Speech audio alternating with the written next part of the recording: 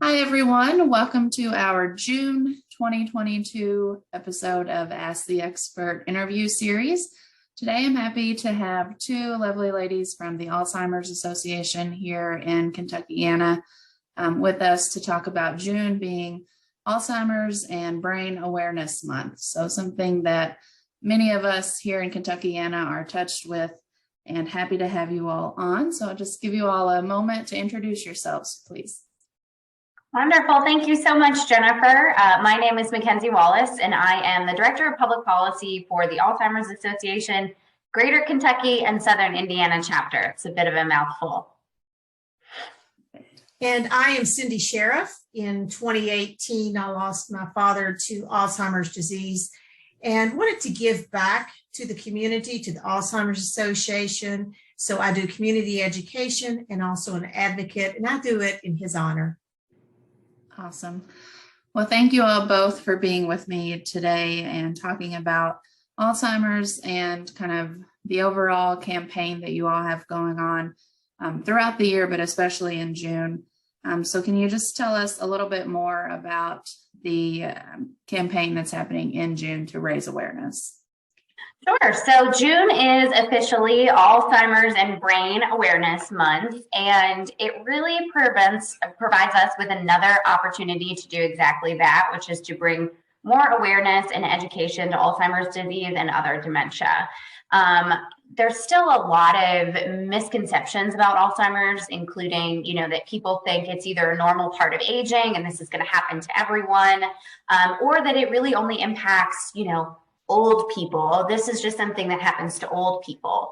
But in reality, Alzheimer's is a neurodegenerative brain disease, and there is no way to treat, prevent, or cure. And it can impact people as young as 40, 50, early 60s. And we just had an advocate travel to DC with us about a month ago for our National Advocacy Forum.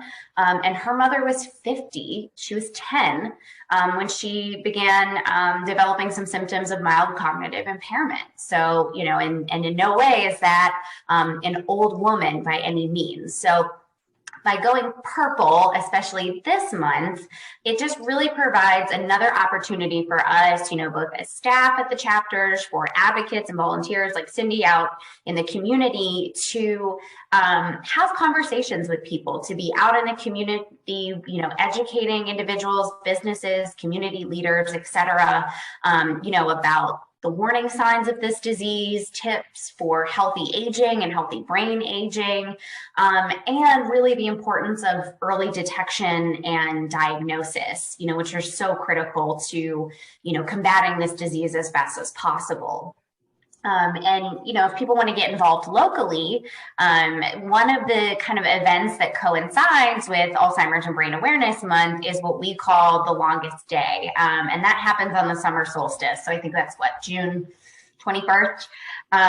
But what we like to say is we celebrate and we fight on the day with the most light, right? So we're fighting on the day with the most light to combat the darkness of Alzheimer's disease. And so individuals, from across Kentucky, the country, really even the world, participate on the longest day in a variety of different activities, hobbies, anything that they really enjoy doing. And they use that as a mechanism to both bring awareness and also raise funds for the association. So we've had people do all kinds of different things, from a fashion show at a senior living center over across the bridge in Indiana to individuals, doing a yoga class, knitting, bunko, really anything that you can think of that you do as an individual or in a group setting. And it's a great opportunity to raise awareness and raise money for the association. So it's a really fun event that coincides with June and Alzheimer's and Brain Awareness Month. Awesome. Thank you. So I was doing some research to prepare for this, and on one of the pieces that I saw online, kind of with the campaign, as there was a list of 10 things that individuals could do to possibly reduce the risk of just cognitive decline. So I wanted to kind of show that on the screen and then just have you all kind of talk us through these points here. Because some of them, they're all very simple things that we should be doing for our health anyway, but just we may not put them together as helping our brain. So if you all Absolutely. don't mind to just share with us on here. Yeah, so the 10 ways to love your brain is actually one of my favorite infographics that we make, because I think it's such an easily digestible and understandable piece, and it makes sense, right? So this infographic and some of these tips in here come from the concept that, you know, a healthy body means a healthy brain. And a lot of these tips are coming from studies that the association has either participated in or that we've supported funding for. And one of the major studies that first sort of confirmed, if you will, or made a lot more of these connections between healthy body, healthy mind, was a study called the Finger Study, and it came out of Finland. And it was looking specifically at these type of things, lifestyle factors, and how that influences your brain as you age. And so we wanted to do a version of that here in the US, which we aptly call the US Finger Study. And so that study's actually been going on right now. And again, it's looking at these same type of things. You know, if we take care of the whole physical body, does that have an impact on cognitive decline in our brain as we age? And our, you know, results are kind of confirming what we already thought and what we already knew. You know, the healthier you keep your body as you age, the healthier your brain is. Because we know it's all connected, you know, your heart, lungs, even your teeth, your eyes, it's all connected to the brain. So if you're staying healthy and avoiding other chronic conditions like diabetes, heart disease, glaucoma, these are all ways that are going to keep your brain sharp and your cognition intact as you age. And I think these things are also especially important if they run in your family. You know, I'll let Cindy chime in here, but I know that Cindy's very active, and I don't think it's a coincidence that she maintains an active and healthy lifestyle, you know, knowing that it runs in your family. Oh, absolutely. And it's so important to keep yourself physically and emotionally healthy, that holistic approach. And I always tell people, you've got to think positive thoughts, because your thoughts come before your feelings. And if we can capture that and go into whatever life has in store for us with that healthy, positive attitude, the outcomes are going to be much better than if you didn't have that strong base to build on. All right. Well, thank you all for kind of going over that. I will stop this here. And then, so what are some common symptoms, or what are the early signs of Alzheimer's and other forms of dementia that we should be aware of? So I could easily give you kind of this is what to look for. These are 10 warning signs. But I count myself among one of the lucky ones that I don't actually have a personal connection to the disease. So while I could just sort of regurgitate what you might see on one of our pamphlets or flyers, I do in these instances think it's better and more helpful sometimes for people to hear from someone who has actually experienced this with a loved one. So I'm going to actually let Cindy kind of take over and talk about, you know, what she started noticing with her own father. You know, it's interesting because no two people with Alzheimer's or other dementia have the same journey. So it's not like it's a clinical diagnosis that you can check this box. A lot of the early detection really at first is in hindsight, because when you see some of these symptoms, you think, oh, it's just normal aging. And so one of the programs that we do for the Alzheimer's Association, for the community, is how to distinguish between normal aging and Alzheimer's and dementia. And I think that's one of my favorite programs to provide, because you start to see the light bulbs go off as people either have that relief of, oh, that's just probably normal aging, or, you know, maybe this is something I need to take a closer look at. With my dad, it was interesting because he was a very family-oriented man, loved his kids, loved his grandkids. One of the very first things we noticed is that he stopped playing board games and card games with the grandkids. Very atypical. But now in hindsight, we realize it's because he was having trouble understanding and keeping up with the rules. So what starts to happen is they start to withdraw from their normal activities. Dad would make excuses not to play golf anymore, or he stopped teaching Sunday school, things that just were out of character for him. And, you know, another big thing that I noticed is Dad and other people with Alzheimer's, they lose the ability to learn new tasks or new information. With Dad, he got a new laptop. So I was trying to set up his Outlook email, and he just couldn't grasp it. And I was struggling because Dad, you know, was a pretty smart guy. And so those were the things that I first started to notice. And I always tell people what Alzheimer's does is it causes the brain to shrink. And as that brain starts to shrink, that person's world shrinks as well. So the best piece of advice I can give based on my experience is trust your instincts. If you think you're seeing something, go to your primary care doctor and get some help with that diagnosis. Awesome. So we've mentioned Alzheimer's disease. We've also mentioned dementia. Can you explain kind of what the difference is, or what makes it Alzheimer's versus dementia? This is such a great question, and it's one that we get often because it is a little bit confusing. So the best way to think about Alzheimer's and dementia is that dementia is really a general term for decline in mental ability that is severe enough to interfere with your daily life. So what we often do is we'll have a little diagram, and it has an umbrella, and it has dementia inside the umbrella, because it's an umbrella term for a group of symptoms that are associated with a decline in memory, reasoning, and thinking skills. So Alzheimer's is under that umbrella, and it's just a type of dementia. So it's the most common type of dementia or cause of dementia. It accounts for roughly 60 to 80% of diagnoses. So Alzheimer's is a specific disease under that umbrella. Dementia is the symptoms, right? So another example would be Parkinson's actually is a disease that technically falls under the umbrella of dementia. Or Lewy body is a type of dementia that is more specific disease rather this grouping of symptoms. So the best way to think of it is the dementia is the symptoms, and then whatever you're specifically diagnosed with is the disease specific to those symptoms. That makes sense. That helps. So, you know, Cindy, you can probably talk more to this. If a person in your family is experiencing some of these signs, what should you do kind of right away? What does the Alzheimer's Association recommend? Well, the first thing is to talk to your other family members to make sure they're noticing some of the things that you are as well. And then get a diagnosis. Go see your primary care doctor.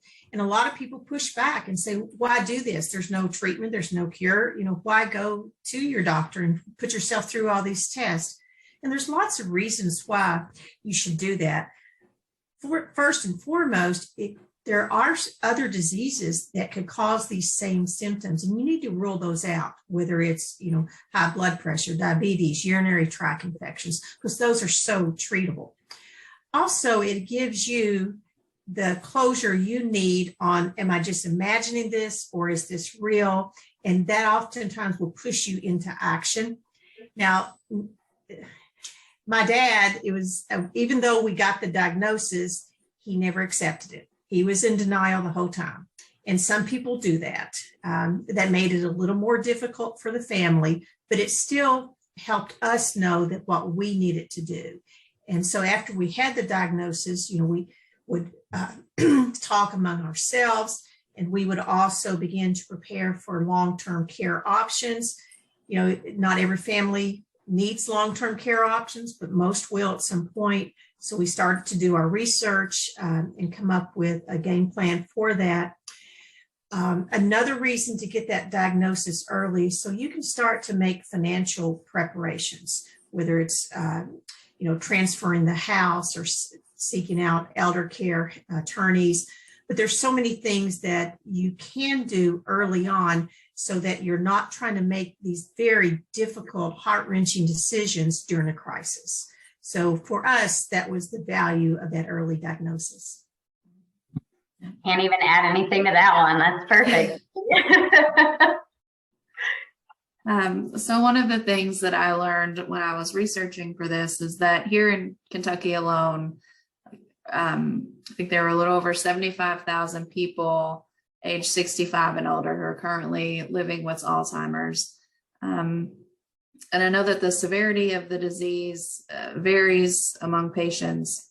But what does your organization recommend to patients and their family members, for people who are currently in it? I mean, Cindy, you've talked a lot about it, but just anything else that you can share with us for people that are living through it right now. Sure. So first, I will also point out too that number of 75,000 in all reality is probably low because we are talking about people that have a diagnosis and that we're able to get a reporting of that diagnosis. And as a lot of our advocates know, who have dealt with this in the past or going through it now, getting a diagnosis is hard sometimes. And even for some of the reasons that Cindy shared, a lot of doctors either aren't equipped. They don't really know, how do I test your cognition, or this is just normal, your dad's just getting old. Or like Cindy said, they kind of feel, what's the point of putting this diagnosis on a family member because there's nothing that we can do for them. So, that number's low, which probably means our caregiver numbers are low too. 150,000, I'd say that's probably on the low end as well. So, I'll just say again, reach out to us. Because like Cindy does, we have so many educational programs and we also have support groups. We have some early stage support groups that are both for the individual who's been diagnosed in the early stages, but as well as the caregiver. So it provides that safe space for even an hour for the PWD or the person with the disease to go sit in a room and talk and do activities with other individuals in the early stages. And then it gives the caregiver an hour to sit with other caregivers and talk about what they're going through, or even just like commiserate together a little bit sometimes, which is something that's really important. So we have support groups, we have educational programs, and a lot of our programs, like Cindy said, are specific to these family caregivers. So maybe you have this disease in your family and you know a lot about it, or maybe this is the first time you're ever being impacted by this and you don't even understand what is Alzheimer's and dementia. How do I talk to this individual? How do I make some of these important decisions or have difficult conversations about driving? When is it time to take the keys, finances, all those different things? So we have programs that can help you as a family caregiver understand that, or even if you're a business out in the community and perhaps you interact a lot with, individuals like, whether you're a financial institution or an insurance company, maybe you want your employees to know a little bit more about this disease. We offer that as well. But I think what Cindy touched on is one of the most important things that you can do, and something that we at the association can help with, is a strong care plan. Because yes, while there is no way to treat, prevent, or cure, the earlier you can get a diagnosis means the earlier you can put a care plan together. And that has to include coordination among everybody. So your urologist has to be talking to your PCP, has to be talking to your neurologist, and the family caregivers all have to be in the loop. And then if you hire some help to come in during the day for a couple hours, that individual needs to be part of that as well, so that everyone sort of is operating off of the same plan as to what's best for this individual and what they need the most. I'll let Cindy add anything else, but I will just also say, we don't have enough resources in Kentucky. It's not unique to Kentucky. It's, very similar across the country, but there's not enough. Caregivers need respite, or that time away sometimes from their caregiving responsibilities. Our caregivers tend to neglect their own mental and physical health. One of our advocates likes to give this anecdote about how when her father was diagnosed, the doctor, took her father out of the room and spoke just directly with Terry, one of our advocates, and said, Terry, you're going to be the primary caregiver. And I have to tell you that if you don't take care of yourself, we often find that this disease will kill you as a caregiver first before it kills your loved one. So we need more respite in this state. We need more state-funded respite. We need perhaps some tax breaks for caregivers. There's a lot to be done because it's very important that we are looking at these caregivers, both our paid and unpaid caregivers, for what they are. And it is that they are essential to giving this individual the best quality of life that they can possibly have. What I would add to that is the approach I took is I wanted to learn as much as I could about this disease, even though I knew there was no treatment. But the more I know, the better I could understand it. And I think that's part of the mission of the Alzheimer's Association, is to provide that education. And you mentioned employers. I think as more and more employers have an aging workforce, I think we need to educate employers, because more so now than ever, we're seeing employees that are showing some of these signs and symptoms, and it's very confusing and frustrating. So we need to have a game plan that touches with our work, our schools, our homes, our healthcare, every place that we can. And it's just so hard because you have to become that person's advocate when you're a caregiver, because there's no central person that's going to be the hub of that wheel. So you have to take over, and you have to be the one that coordinates the care, that understands the medication, that keeps records, that gets them to their appointments.